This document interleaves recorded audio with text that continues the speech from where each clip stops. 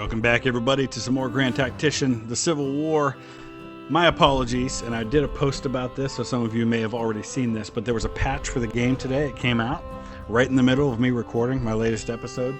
I had been recording, and then I left for a few hours and came back to continue recording, and the patch installed, which, among other things, reset my save game, and I no longer have a save campaign.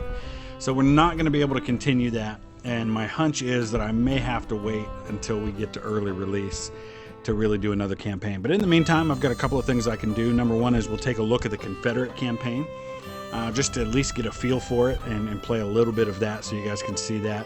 Also want to do some of these historic battles, and that's what we're going to do here today. We're going to take on a historic battle, and I thought it might be fun to take on one that I'm at least a little bit familiar with, which is the First Battle of Manassas. So that's what we're going to do today, and we're going to take it on from the perspective of the Confederates. So actually, you know what? Thinking better of this, I like to do what's ahistorical, and of course the Confederates won the Battle of First Manassas, so I'd like to change history and play as the Union. So let's go ahead and do that. The AI is historical. The AI can be dynamic. I like the idea of the AI being dynamic and maybe doing something different than we expect. So let's go ahead and we're going to take on the role of Irvin McDowell in the First Battle of Manassas. Okay. So historically, there were actually 2 Union armies and 2 Confederate armies in the area of the Manassas battle. 2 Confederate armies fought at the Battle of Manassas. Only one of the 2 Union armies did. The second army was under Robert Patterson. And it says here, I've succeeded in accordance with the wishes of the General-in-Chief in keeping General Johnston's force at Winchester. No, you haven't. He thinks he did. But General Johnston loaded those troops up on a train, and they show up at the Battle of Manassas to the surprise of everybody on the Union side. So Heintzelman's division will go to Little Rocky Run on the road road hence to Centerville. Miles' division will go to Centerville. Tyler's division will go beyond Centerville. Hunter's division will go near Centerville as he can get to get water. So let's go ahead and take a look at things here. So historically what happens is the Union does a feint against the stone bridge here, but sends the vast majority of its force around to attack this way. They first hit the Confederates at Matthews Hill. They drive them back to the Henry Hill here. And that's where the Confederates make their final stand. Stonewall Jackson and the others that arrived with Johnston's army. And the Confederates attack, and the Union attacks. There's this valley down here between Matthews Hill and Henry Hill. So we're going to try to change that history. And what I'd like to do, I think, is maybe try to come around a little bit further and hit him from this side, if that's at all possible.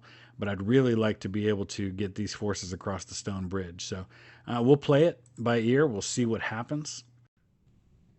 And we'll start. I'm going to take a look at what forces I've got available to me here. So here is our strength report.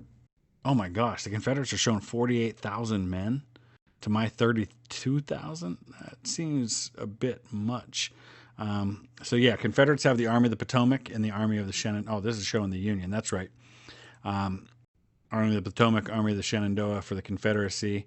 Union's the Army of Northeastern Virginia, the Department of Pennsylvania. Those are Patterson's troops that we will not be receiving. So yeah, it is kind of a unique quirk about the First Battle of Manassas, that the Army of Northeastern Virginia was a Union army, that the Army of the Potomac was the name of the Confederate army, one of them anyway.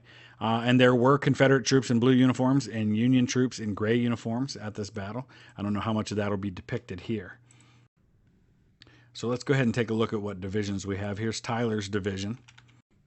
And we'll go ahead and have him do what he did historically. We'll demonstrate against the bridge for now, at least to see if we come in contact with anybody. Here we're going to have David Hunter. And we're going to go ahead and give him orders to cross and get down here by Sudley Church. Heintzelman's 3rd Division, same thing. We're going to move him up here to this ground here. I think that's all we have here right now, isn't it? So here we have, actually I want to look at the command report. So we've got the 1st Division under Tyler, 2nd Division under Hunter, 3rd Division under Heintzelman, We've got some artillery and a brigade by itself here, Runyon's division, and then we've got Colonel Miles' division. But they're not all arrived on the field that I can see. Who do we have here? This is Richardson, who is an independent command at the moment. I don't think we want to engage Longstreet's brigade with him. We're going to kind of sit tight with him for now. Blanker appears to be also kind of on his own. Same with Davies. Not crazy about that they don't have a division command, but maybe we're just waiting for their divisions to arrive. I'm not going to press this any more than I have to. Here's Runyon's division right here. I'm going to send him over to the Red Hill Farm to Poplar Ford. I just want to see what the Confederates might have there. So it's going to take a while. McDowell's over here, so it's going to take a while for his orders to get to the commanders, especially to some of these other troops, since we're so spread out. All right, so it looks like we are going to make some contact with some Confederate troops here at the bridge. I can't tell who they are except that they're a brigade. The interesting thing about how the armies were divided at this point, first of all, on the Confederate side, there were no divisions. There were only brigades. The Army, went from Army level to brigade command. The divisions on the Union side, on the other hand, were really just interesting. Some divisions, I think Tyler's division had something like 12,000 men, and then other divisions only had a few thousand men. So it's not like all the divisions were even close to any sense of an even amount. So it's really kind of hard to gauge who you have based on a division. There's William Tecumseh Sherman, who commanded one of the brigades in Tyler's division. Just listen to this list of some of the lower ranking officers who fought in this battle, who would later rise to really high command. So brigade commanders: Colonel William Tecumseh Sherman commanded the 3rd Brigade under Tyler. Colonel Israel Richardson, who was later killed at Antietam, commanded a brigade under Tyler. You have Colonel Ambrose Burnside, who commanded a brigade under David Hunter, who as a colonel was a division commander at this battle. Colonel William B. Franklin was a brigade commander under Heintzelman. You have Oliver Howard, who commanded the 3rd Brigade under Heintzelman. Those are just some of the brigade commanders, but then you go down and look at the regimental commanders, and you have people like Henry Hunt, who was actually a captain in this battle in command of an artillery battery, but later rises to the rank of general. You've got, I'm just looking down the list here, we've got Charles Griffin, who was a captain at this battle, who rises to general rank. We've got Romaine B. Ayres, who was a general, a division commander later in the war, I believe. Alexander McCook was commanding the 1st Ohio, which is part of Schenck's brigade, and he rises, I think, to division command. And a lot of others whose names we don't even know yet. On the Confederate side, you've got people like Longstreet and Ewell commanding brigades. So let's go ahead and see what's happening here. I'm still waiting for Tyler to... I can't remember if I gave him orders to cross the bridge or not, but we're going to wait until we can get these folks into position. And I'm also waiting to see if anybody else has arrived on the battlefield. It doesn't appear that they have. So I really would rather not hold these guys back here any further. But let's go ahead and put a brigade here at Ball's Ford. I want to make sure the Confederates don't cross and get on my flanks anywhere. So I'm at least going to watch these bridges. That's Dixon Miles' division. We'll bring his whole division down here. I should have given those orders the first time. While we bring these other divisions across. So this is Heintzelman's division here. 9,750 men in his. Let's see, what's Tyler got on the field? Tyler's only got 71 on the field, 7,100, but I know he had more than that overall, just maybe not all of them have arrived yet. I think I'll send Franklin's brigade down here. Hold on. No, we're going to go all the way at him. All right, go ahead and attack. And then once they're in position down here, we'll go ahead and cross this bridge, and we'll see if we can't deal with that brigade. Hunter is in position. Let's get him up on this hill over here. rest of Heinzelman's division we'll hold tight on for now.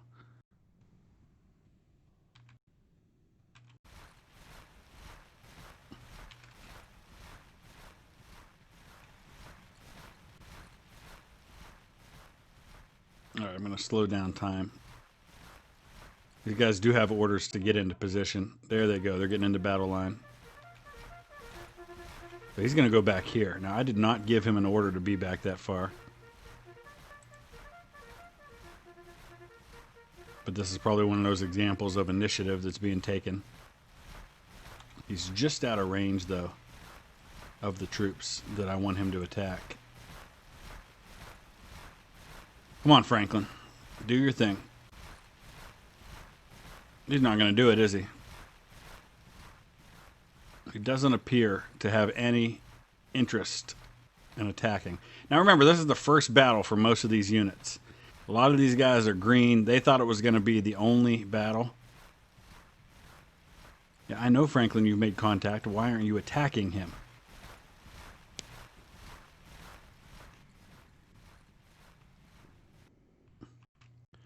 And it ended up being far bloodier than anybody expected it to be.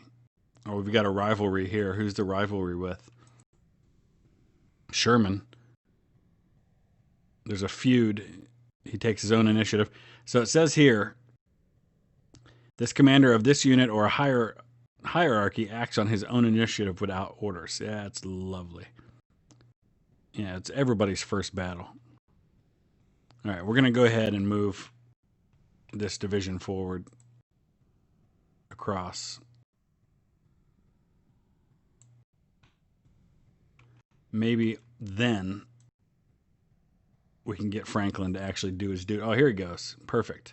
Yeah, see the red uniforms that these guys are wearing? You're going to see a lot of strange uniforms in the first Battle of Bull Run. There was really no idea of what people's uniforms were supposed to be at that time. All right, I want to get back and look at things this way. We're just now starting to see Dixon Miles move his division. Who's this? Runyon. He's still getting in position. He's got a long way to go. Let's go ahead and give him orders to come down right here. Hunter's getting into his new line. All right, Franklin's got a good spot for his attack here. And that forced these guys to turn, which gives me, presumably, an easy crossing with the 1st Division. I probably could have kept the artillery right there and had them firing into these the 7th Brigade's flank.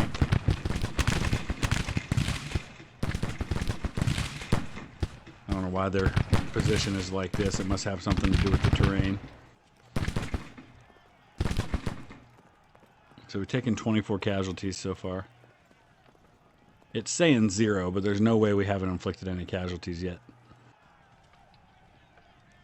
Oh, we got a courier riding through the Confederate lines to go give Tyler's division their orders.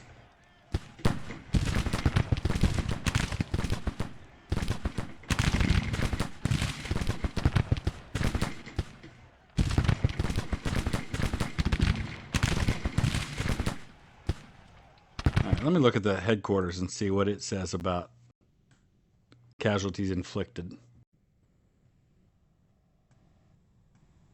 Okay, we've lost 4 killed, 39 wounded. Let's go back a little further. They've lost 5 killed, 45 wounded. So pretty even so far. We'll take that.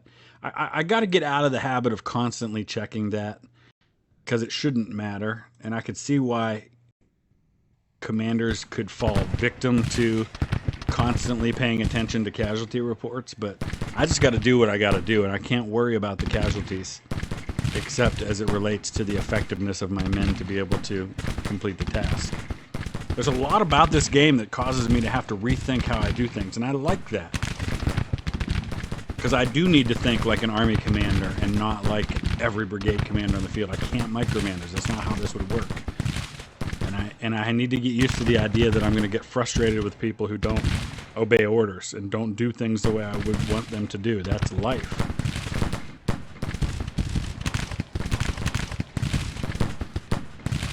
All right, Tyler's getting across now.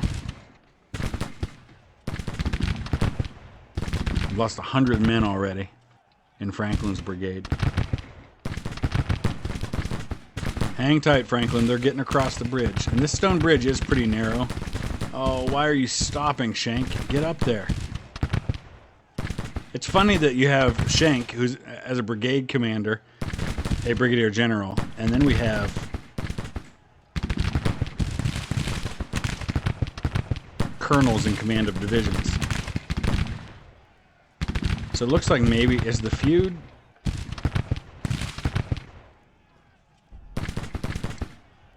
I'm still trying to figure out how you can see exactly who the feuds are between so that you can adjust accordingly, but you can't always see that. It doesn't always tell you. Hopefully that's something they'll figure out. Come on, Tyler, get your men across. Franklin's over here wondering when this division's going to get over here and support him. These guys going across the creek, that is not a creek you can take your artillery through. Alright, you know what? I'm going to give Shank an individual order. You need to go, dude. Let's get William Tecumseh Sherman up here as well. Alright, meanwhile, let's see what else is going on the field. Man, we're still waiting on Runyon's division to get in position, and I don't really want to advance with these others until I do get them. But the problem is the longer I wait, the more time we're giving for Johnston's army to get in position. Here we go. We got Shank coming across now, and they're going to smash into their flank, and that should spell doom for them. Not sure that I wanted them to get right in behind them like that, because then they might be subjected to friendly fire. And I'm still trying to figure out exactly how much of an issue friendly fire is. So this here is telling us that we've got an issue for Shank of the enemy being behind cover, but Shank is also behind cover. Oh yeah, you're getting lit up now. 304 casualties.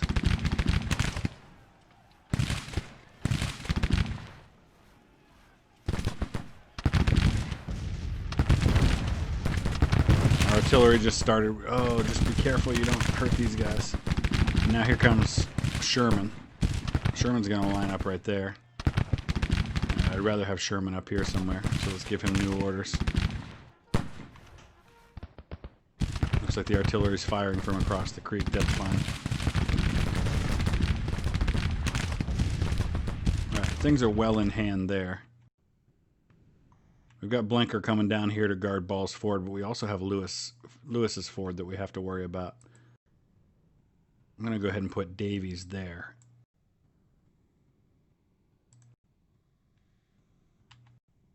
We're finally getting Runyon. They're going to cross right there at Poplar Ford.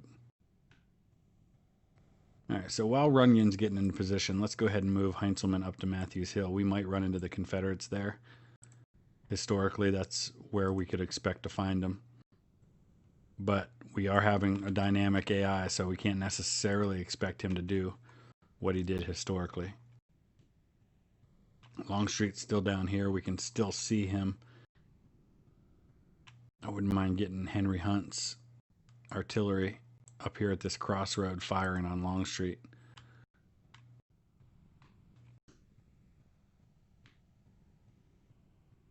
Oh, look at that. The Confederates are breaking across. Just so happens, I've got myself a brigade right there.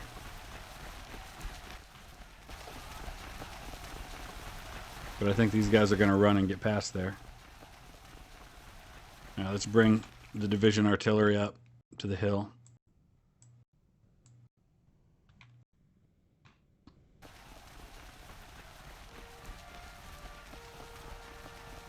Not sure where these guys are going to break to.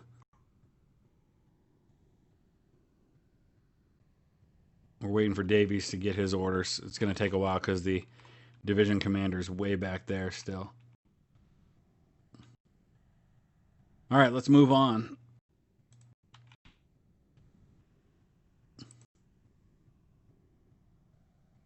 I'm looking there aren't really any objectives on this map except for right there.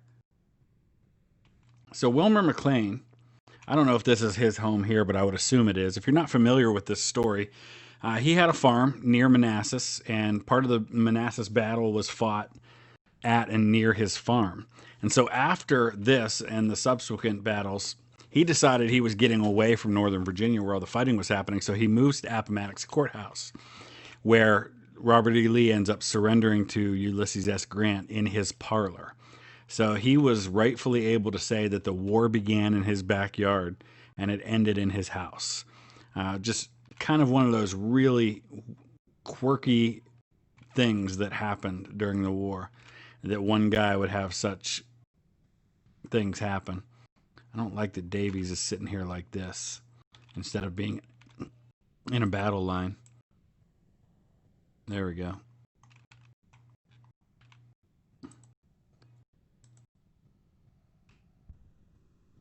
So Blanker's going to sit tight. We've got Tidball's artillery now. Actually, would like them to face this way. They could actually start firing now on this artillery. Let's actually give them orders to specifically do counter battery fire. See if we can deal with that. Okay, so it looks like we're pretty well in position. Runyon has his 2 brigades there. So let's go ahead and start moving slowly. We'll get Hunter there.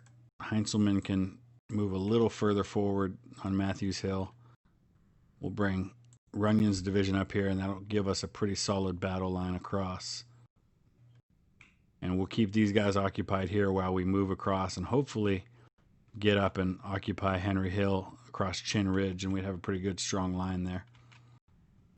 All right, we've lost sight. Okay, there he is. We had temporarily lost sight of Longstreet, and that concerned me a little bit.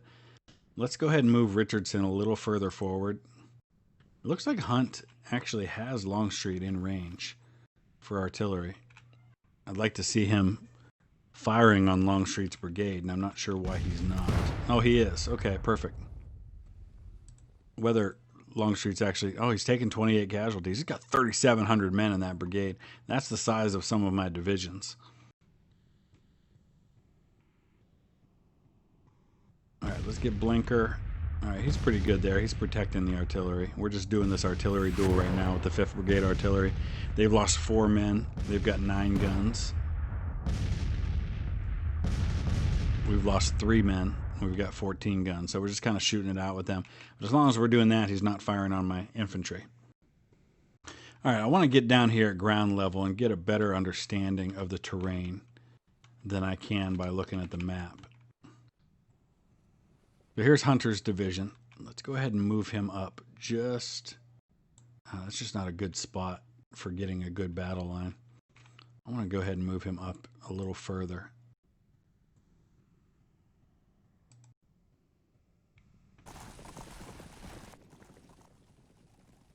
Let me slow this down a little bit. This is Heinzelman's division here. Why's he got somebody over there? Oh, that's the Army commander. That's fine. All right, let's get Heinzelman up to right in here. This is that valley, and actually you can go to this day and see this house. It's still there. I don't know what it's called, but it's a very prominent landmark on the battlefield. It's a beautiful house. The Stone House. All right, there you go. And then, up, of course, up the hill further is Henry House, which was destroyed by the battles. And they've since rebuilt. There's a little cemetery right next to it where the widow Henry is buried. She was killed in this battle. Let's get Runyon's division moving forward as well. And we can actually move Tyler up now over here. So we're moving on all fronts. We still have not spotted the majority of the Confederate Army. So now this division's moved in, and it seems that they have gone ahead, and this is Tyler's division, and they've gone ahead and started firing with their artillery on this brigade up here. And let's see what kind of casualties, if any, that they're taking. I don't appear able to find that out at the moment. Here we go. They've got 4,800 men in that 5th Brigade. So we're going to have to be careful when we hit them. But it looks like Henry Hill's undefended. Go ahead and accelerate time a little bit. I don't know where the Confederates are. There's no victory points on the map except for this one down here. So it may be that they're holding way back over there.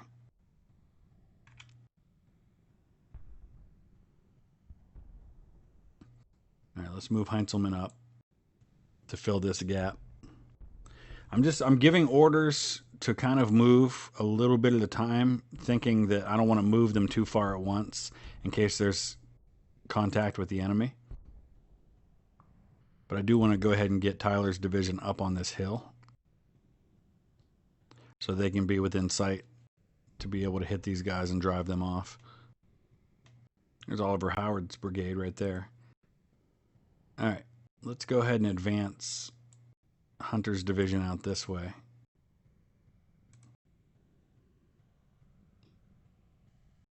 Okay, it's getting late in the day because I've been really cautious in my movements, not wanting to make the same mistakes the Union did on that day. But we are finally getting Tyler's division moving forward. At least it would appear. I thought I gave them orders to get across here, but maybe I didn't tell them to go quite that far. I do want them to do that, though, so let's go ahead and get them in position where they'll be able to attack. Not sure how much of an attack we'll be able to get off this day. You can see the sun's starting to go down. I think I want to go ahead and get the others right along this creek here, if I can. So let's go ahead and move Hunter up a little further. Move Heinzelman all the way up to the creek right there. It's a good spot. And Runyon will bring in right next to him. Once Tyler gets his troops into position, we'll start bringing Davies up.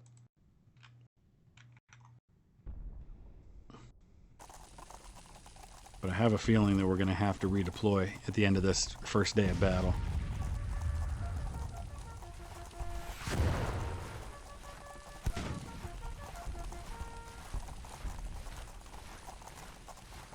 All right, there you go. Get them moving a little further there, Tyler. All right, we're starting to fire now. They're a little out of range, but we are still firing. We got the artillery still firing. Who's this here? Is that Tyler? Yeah. I have to get them up a little further than that if possible. Let's get them up on top of this hill. They can get into their flanks. I think we'll probably force them at that point to turn.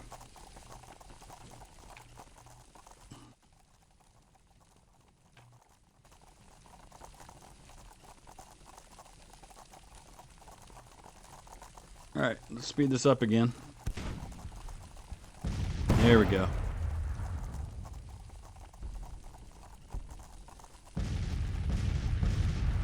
Interesting that he's still not turning to engage me. That's a pretty substantial sized brigade there.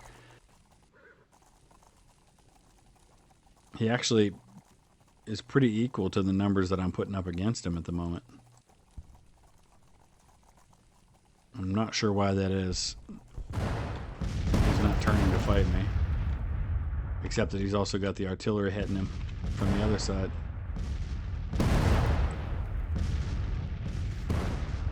We're also not firing on him, though.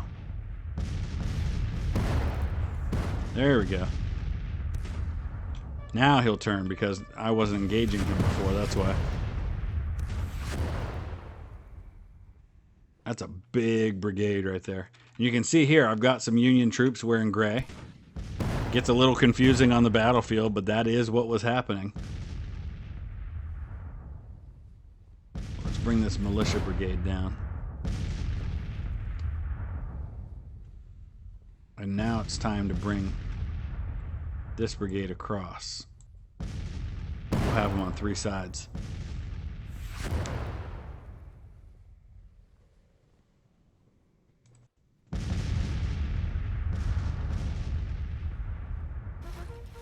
See, at this point, the wise thing for him to do would be to withdraw. There's no way he'll be able to hold. Ooh.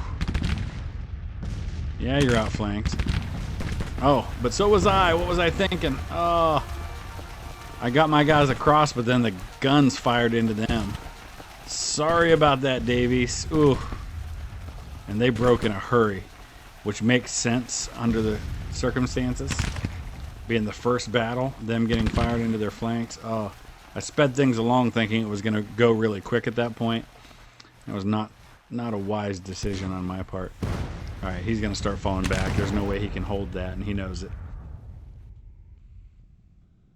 I think that's just about all that's going to happen on this first day. Let's go ahead and get Blinker across this ford.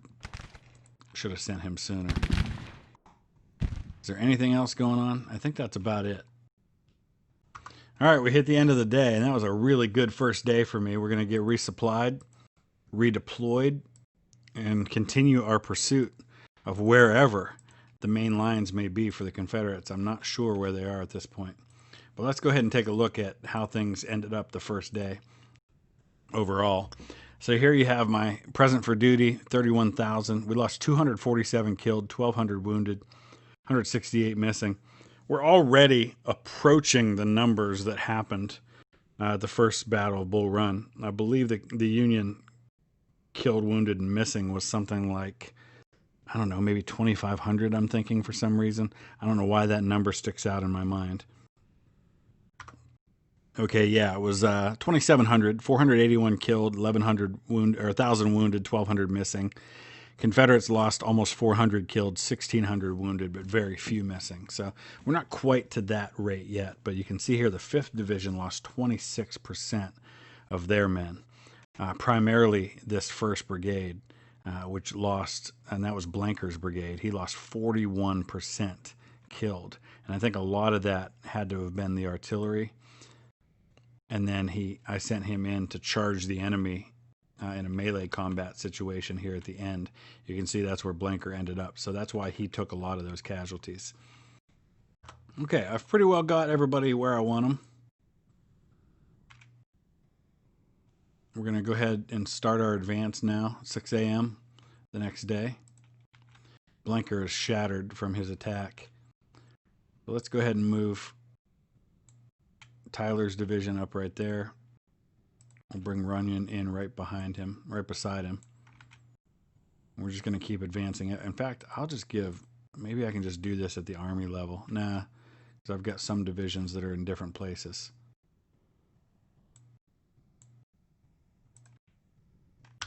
Well, that's interesting. It appears Hunt's artillery had the desired effect, and they just drove off Longstreet's brigade broken.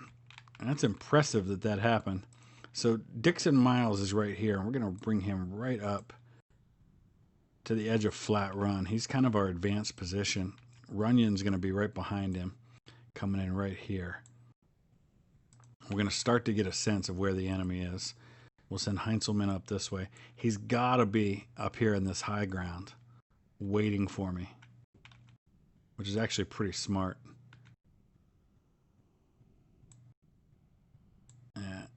Cancel that because they're going to come around this way anyway, so let's put them in right here. And then we'll bring in Tyler behind. Okay, we've spotted some Confederate troops at long last. So it looks like David Hunter is going to be the man who gets to take the lead in hitting them. Now, I don't know what else might be lurking back here, but let's go ahead and advance Hunter's division. We'll push Heinzelman up the road here. Runyon's just getting into position, but we'll go ahead and move him forward. And we'll send Miles over this way. Difficult ground. I want to actually get a better look at this ground. Where's the combat happening? I hear the sound of combat, but I don't see it. Errors engaged. Where?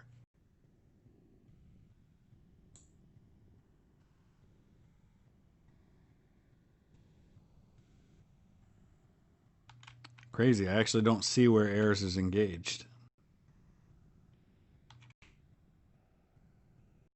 It was the artillery, so he must have spotted somebody that he was firing on, but this is where it's going to happen first. We're going to watch Hunter's division moving. Basically, the Confederates are holding the line right at Manassas Junction, which is where we would expect the reinforcements to have come from by rail, but they would have already arrived yesterday.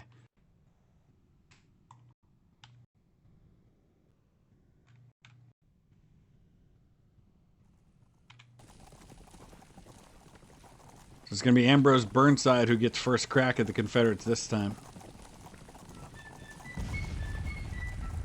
Already under artillery fire.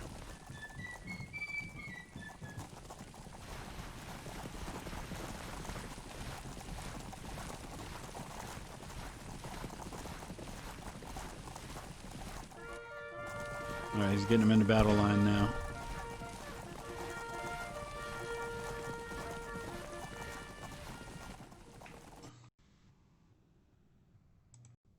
Alright, General Hunter, you got to do a little better than that, buddy. Oh, what is that formation? I don't like that. Alright, we're going to have to do this ourselves. We'll send Burnside right at the center. We'll get Andrew Porter up beside him.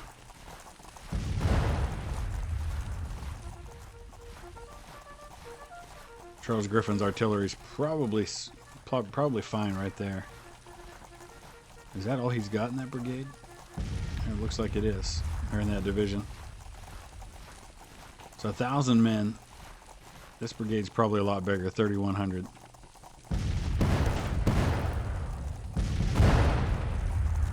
We've got about the same combined. Move your guys up a little further here. Alright, we probably should get some help over there for them. We've got enough men in the area that we can... Let's send Keyes' brigade up here to help out. We'll keep the rest back. Alright. Looks like we're starting to spot some of the rest of the Confederate army. But let's advance cautiously. Send Heinzelman forward here. That's not what I meant to do.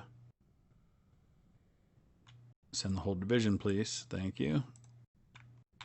Okay, help's on the way. Just hold your own against these guys for now.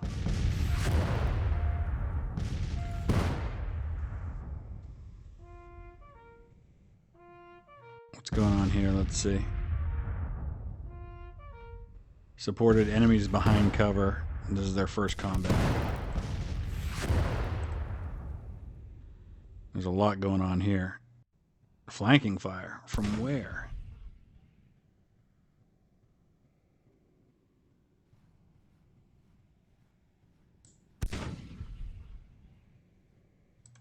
They've taken 43 casualties already. Let's move up a little bit, I think. Oh, we do have another brigade here. Let's get Keyes up there. Or is that the unit that I sent? It is. He just chose not to go any further than that, apparently. Keyes, I told you to get up here, dude. Now do it. He's like, no, I think I'll keep my brigade back here. Generals. There we go. Now that ought to be enough to deal with these guys. That gives me a slight advantage in numbers.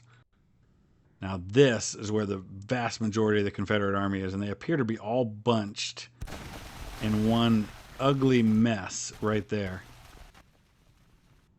So this is where we're going to have to hit them. I definitely need the rest of Tyler's force, but I'm going to have to do this a brigade at a time.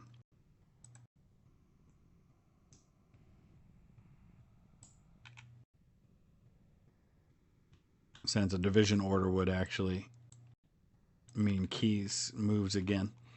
All right, we're going to hold Richardson right there for now. Do I have any other troops on the field anywhere that I haven't accounted for? No. Okay. So we're going to wait until this is resolved before we move on the rest of the troops. Well, Keyes just broke. This is what you get for having a brand new army at this time in history. still don't want to attack while I'm dealing with this action back here, especially this late in the afternoon. Burnside's lost 43 men, 44 men. Porter's lost 134. How many casualties have we inflicted? 619. So at the very least, we are doing our job, having attacked him on 3 sides. But we took some losses, but that worked out. But I want to definitely resolve this before we move on anybody else. So let's wait that out. I am going to go ahead and move Heinzelman up a little bit, though, to get him more on Runyon's right flank. All right, looks like Smith just broke.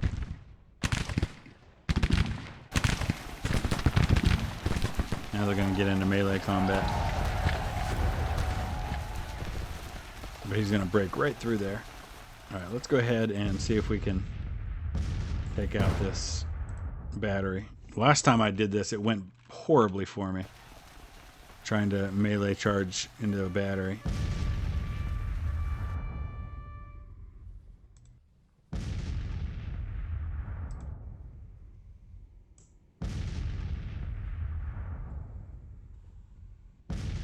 Doesn't give me the option to charge there, nor there. Okay, we drove off the battery as well. So now we're going to go ahead and give Hunter his orders to come in here along the left. And now we're ready to advance. You can see here, what do we got? We've got, there's Thomas Jackson, there's Jeb Stewart, there's Bartow, Francis Bartow. We've got Bernard B right there. And it looks like he sees me coming. So he's finally starting to get himself into a battle line to prepare for the attack. As soon as I get Hunter in on the left side and we're sure that he's going to be okay in terms of his health, we'll go ahead and start attacking. In the meantime, our artillery already has engaged. One of the cool things that I really like about this game is the ability for the units, when you give an order, to conform to the terrain if that's what you tell them to do. So in this case, I've given them orders to find cover, to find high ground, and so when I put a division on the line, he automatically snaps in right behind this creek because it makes sense for him to do that rather than just lining up in a straight line wherever I tell him. Now, if I want him to do that straight line, he can certainly do that as well.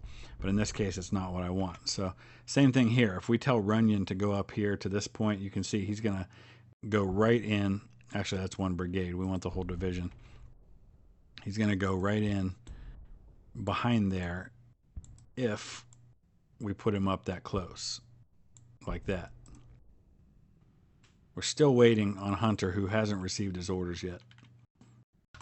It's 6 o'clock in the evening now. I almost feel content to wait until July 23rd to launch my attack, because I'm just now getting all of my men into position where I want them. I'm bringing Hunter up on the right side now rather than putting him all the way up over here. And you can see our artillery has been firing on him, but I'm just not quite ready to launch the attack yet. Well then, it wasn't much of a battle of Bull Run after all.